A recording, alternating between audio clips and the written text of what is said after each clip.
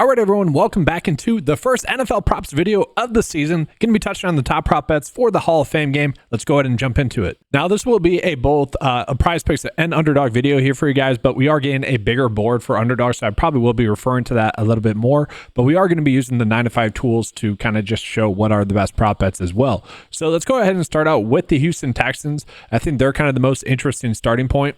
And let's go ahead and start with quarterback Davis Mills for the Houston Texans. So we are seeing the biggest prop line difference here on the slate with him for his passing yards. And what is also interesting is that Underdog actually released his passing yards prop at what I think probably should be the correct line, which was around 77. And the reason why I think that's the correct line is because they have 3 quarterbacks on the roster this year. I expect all 3 of them to play a decent amount in this game, which would be a little bit different from what we saw last year for the Houston Texans. Now, the reason why his prop line bumped up was because it was confirmed that the Texans starters were not going to play, at least most of them, if not all of them. And so Davis Mills and the lines that we're getting are certainly interesting. And so real quickly, I want to go through the game logs for the Houston Texans from last year. So last year, game 1 for them, they deployed 3 quarterbacks. We only saw them throw the ball 12 times with Davis Mills. Now, he did have a very efficient game that game, 9 for 12, 99 yards, good in that regard, but still 12 pass attempts and 9 pass completions. That's just not that much. Now, if we look at their second game, they ended up deploying 2 quarterbacks in that game, just Mills and Stroud. And then if we look at their last game that they had last year in the preseason, they did spread it out. CJ Stroud only played 1 drive. Davis Mills played a little bit. And then it was EJ Perry. I kind of expect this to be more the playing time allocation for game 1 because they played most of their backups a majority of the snaps in this game. Now, that's just a complete guessing game, but we do know that typically speaking, I'll show you guys this, the Hall of Fame game is typically a lower scoring game. Now, last year, I would say that's some of the exception. Kellen Mond and DTR both played well at the quarterback position last year.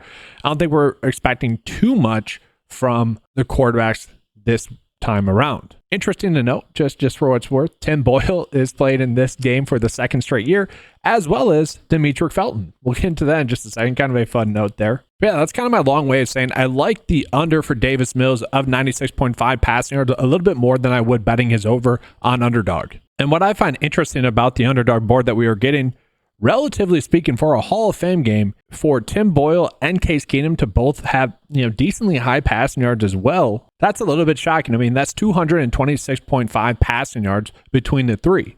And I just think those lines are a little bit juiced up for Underdog, which if we get those lines on PrizePicks, I'd probably rather bet the under.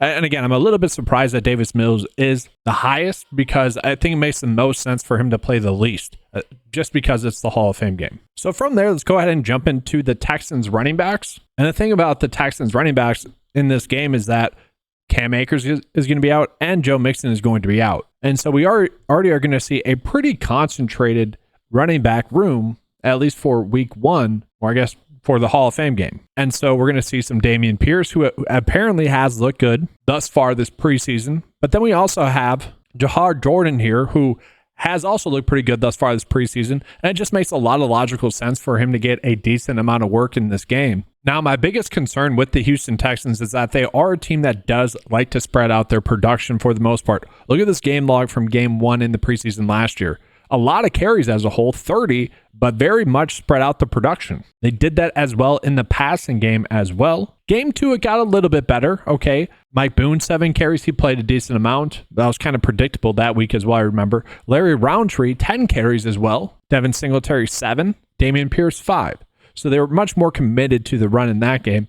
31 rush attempts in that game as well. Mike Boone was a heavy concentration in that game. Then if we look at their last preseason game, only 14 carries total. Now they were playing from behind in this game for the whole game. It was 3-28. Sorry, this was their second game. I mixed it up. But anyways, they were playing from behind in this game.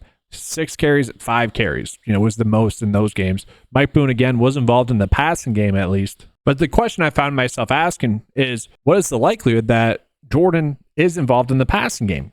Underdog has his line set at 1.5 receptions. Now, why is that important? Because his rush yards and receiving yards combined, it's a combined one, is at 32.5. Now, why is that significant? Because that is also his rush yards on PrizePicks.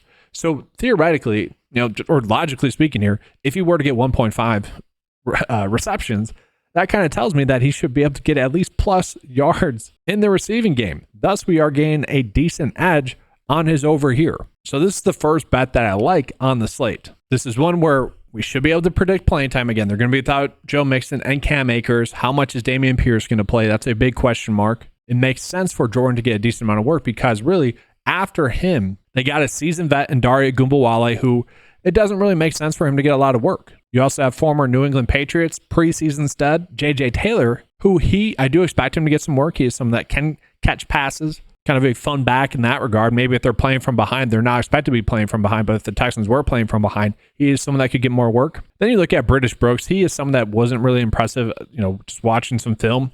Now we do see some players get random playing time. I haven't seen much chatter on him on Twitter or X, so I don't expect him to play that much. So again, that's where I'm getting that concentration on Jordan. And that's why I like his over there. So continuing on, the toughest part about the Hall of Fame game specifically, but the Houston Texans has always been figuring out their receiver production. And that is going to be the case again this game. Now again, to reiterate, they really spread out the production here. Tank Dell had a massive game in game one.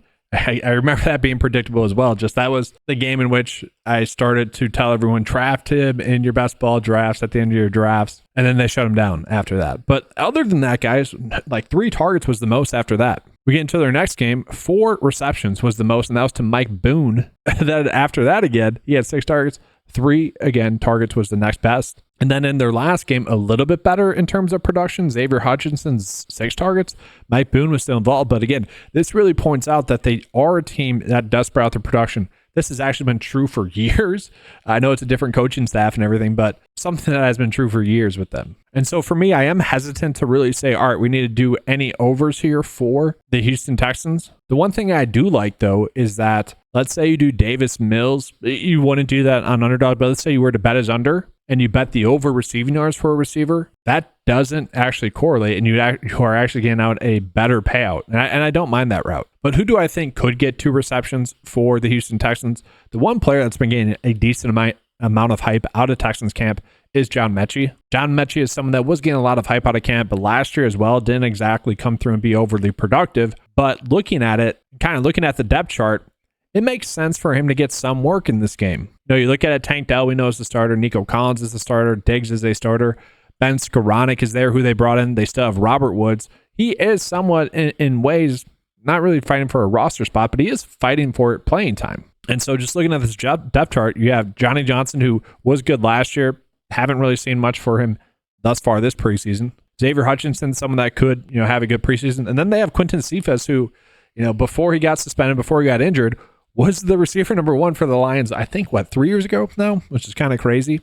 It wouldn't be surprising to see him have a big game. And so that's my long way of saying I do think the production in the passing game for the Texans is going to be spread out again. Thus, I really don't want to be targeting the Texans passing game. But again, Mechie at 2 receptions is what the line probably should be, because just looking at it, I don't get why Xavier Hutchinson would be at 2 and not Mechie. It is worth pointing out that for John Mechie, PrizePicks, his line is set at 28.5 for his receiving yards. And then on Underdog, it is at 26.5. So a slight prop line difference there. If you want to bet his over receiving yards on Underdog, that'd be the way to go. If you want to bet his under, the under would be the way to go on PrizePicks. All right, so enough with the Texans. Let's go ahead and get into the Chicago Bears. And guys, the Chicago Bears are going to present us a decent edge. So we already know that the starters are going to sit. So Caleb Williams is going to be out in this game, as well as all the other starters in this game. And so with that, it's going to mean that Tyson Bagent is going to be the starter for the Chicago Bears. Now, in terms of props, I personally don't think we need to go too crazy with the quarterback position. I'll go ahead and break it down for you guys, though. Now, game 1 for last year's preseason for the Chicago Bears, they did really spread out the production at the quarterback position. Only 22 pass attempts in that game. No one got more than 6 pass attempts. Again, with Justin Fields being out, we're probably going to see a little bit more production for Bagent, for Austin Reed, and Brett Rypien. But I don't think that's really going to be anything we want to target too much. So just looking at their second game, they were definitely throwing the football a little bit more in that game, slightly playing from behind. Peterman ended up with 18 pass attempts. And for what it's worth, guys, Nathan Peterman, the preseason NFL DFS GOAT. If anyone's played preseason NFL DFS, they know that. He just always is productive in the preseason. It's been a nice, sweet spot. He will be missed. And then in their last game, they did throw it a little bit more. Still not that many passing yards, though. 71, 51, 43. So throughout their 3 games, they put up a total of 188 passing yards on average. On average, put up 188 passing yards through 3 games. And part of that was due to 2 big screen plays that Justin Fields threw for touchdowns. If you just take away those plays, it's 155 per game. So definitely a low passing game. And so looking at it, I do think I like the idea of betting the under on PrizePicks for Tyson Bagent at 71.5 passing yards. That does seem to be a little bit too high. Again, especially for the Hall of Fame game. Now, he is starting. That is the concern. The question would be, what are we expecting for playing time? I really haven't seen much, almost anything for quarterback Austin Reed, who was a decent college quarterback. Bears camp is tight mouth on Austin Reed, apparently. And again, with them having an extra game, I kind of expect them to get a good look at Austin Reed and then use at least 2 games to potentially see if they have a quarterback battle for QB's 2 spot. I don't think so. I think that is Bagent's spot. We will see. But Austin Reed is someone that I could see getting a full half, and really just Bagent gets the first quarter, Ripon gets the second quarter, and then the line that we're getting on Reed would potentially be too low. But that is why I'm more on the side of betting the under for Bagent on his PrizePicks line. Now, if you guys want to potentially run out some middles, you can, where you're just running Bagent over his passing yards, Mills over his passing yards, and then doing the opposite on PrizePicks, hoping to hit a middle. That's perfectly fine. Now, jumping into the running back room for the Chicago Bears, certainly an interesting spot here. Okay, so we already know that the starters are going to sit. I believe that means DeAndre Swift. I kind of mentioned this on the NFL DFS video. Is Khalil Herbert considered a starter with them or not? Like, he is a talented running back. We know that. Heck, are the Chicago Bears going to use this game as a way to maybe try out him for or give a good film for other teams to potentially try and trade for him? Maybe some running back needy teams. There is some rumors around that he could potentially get traded because they have a younger running back in Roschon Johnson that is out there as well. Now, why is that important? Why am I dialed in on those two? It's because Travis Homer and Eon Wheeler have not played or have not practiced lately. And so that is definitely a big concern. If those two sit like it's expected to, guys, if they haven't practiced in a couple of days, for them it's at least 3 practices in a row, I'm kind of expecting them not to play. That's just kind of the assumption with preseason. Now, they do have Demetric Felton there, who I mentioned playing in his second straight preseason or Hall of Fame game. Kind of a fun narrative there. And then they also do have Blossomgame, who is someone that can be productive in the backfield if needed. And I do want to call it Velus Jones Jr. has reportedly been getting work in the backfield as well, a little bit here and there. So like, I think that's out of necessity that they've been kind of doing that with him. But at the same time, I do think we logically are going to see a decent amount of Roschon Johnson in this game. Now, what you'll notice when we're looking at the underdog board is that we are only getting rushing props for Felton. This line does seem to be pretty huge, though. 54.5 rush and receiving yards. That seems to be a little bit too high for me, especially when you take a peek at what line they're putting out there for him for his rush yards. So basically, underdog is saying that he's going to get 17 receiving yards, which definitely could happen. He's a very good pass catcher. I get that, and it makes sense for him to get a lot of work. I do want to point out that they just brought him onto their squad out of necessity. He signed with the team.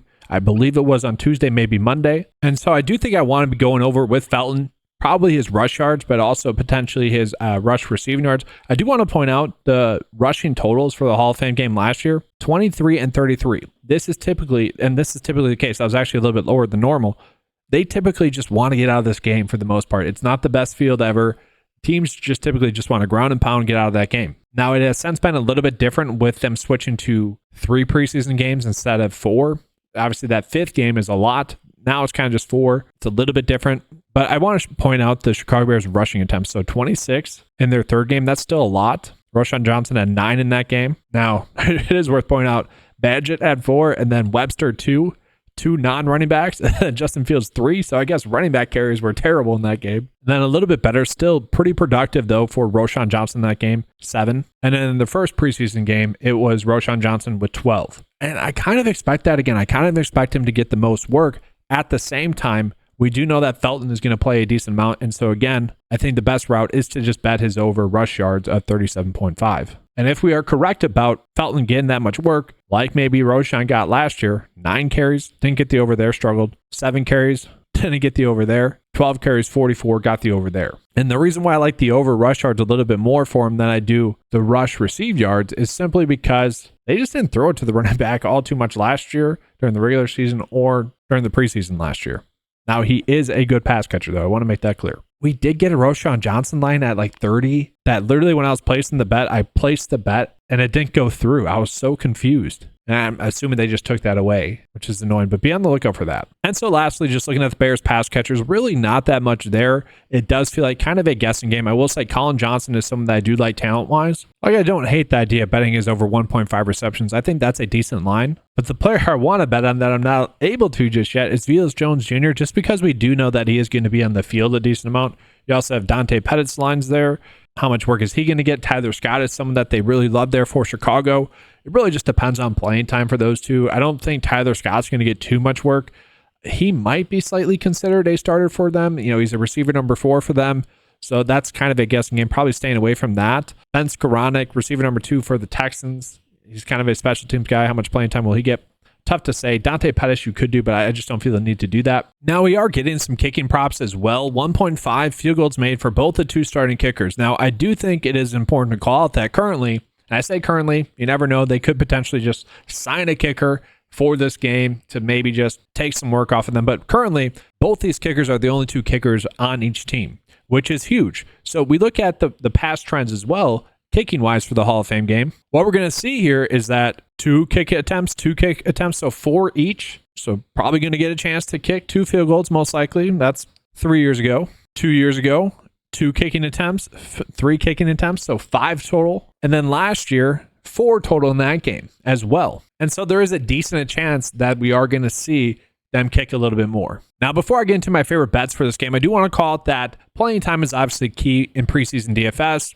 Players that play more are going to get more stats. It's pretty as simple as that. These could change. The prop lines probably will change a little bit, but my valuations of each player could also change as well throughout the day tomorrow, depending on how the news shifts. So with that being said, let's go into the prop bets. So first, I do think we can run out this middle that we have. Okay, again, I think I like the unders better on PrizePicks. Like if I had to do one bet, that's what it'd be. At the same time, I don't mind the idea of potentially running out these middling opportunities. What is a middle? A middle is when you bet both sides of a prop because there's a massive prop line difference. I would say 7 passing yards for these 2 quarterbacks is pretty substantial, given the fact that it's not likely that they throw the football over 10 times. And then Demetric Felton, not exactly a 1-for-1 switch, but Underdog is pretty much saying they value Felton to get over 14 receiving yards. Now, personally, I like this option better on PrizePicks, just running out this line a little bit more. If I really had to choose, I think I'd be happy to run out this and this. Okay. Again, this could change based off of news. Mills could end up getting reported that he's going to play half of football. Bagent could get that as well. Again, being the Hall of Fame game, I don't expect that. Could happen though. The thing is, coaches might not even know what their plan is until tomorrow. Now, this probably would be my favorite bet just in general for the slate. Again, Jahwar Jordan, I do expect to get a decent amount of work in this game. Just logically speaking, it makes sense. They're already going to be without Cam Akers. Joe Mixon's going to be out. Reports are that him and Pierce are going to get a decent amount of work.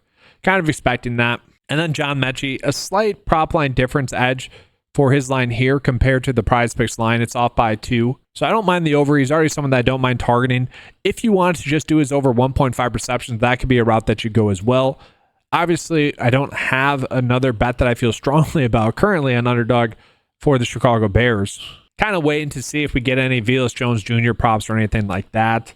Maybe some more Austin Reed news. But that's going to do it for the Hall of Fame game props video, guys. Hopefully you enjoyed it. Obviously, a lot of information. Love talking about this stuff. Good luck with the Hall of Fame game.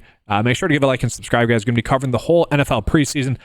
I'm the OG. I'm literally the guy that popularized NFL preseason DFS. So make sure to give a like and subscribe. All right, thanks for watching, everyone. Good luck. And as always, let's keep cashing.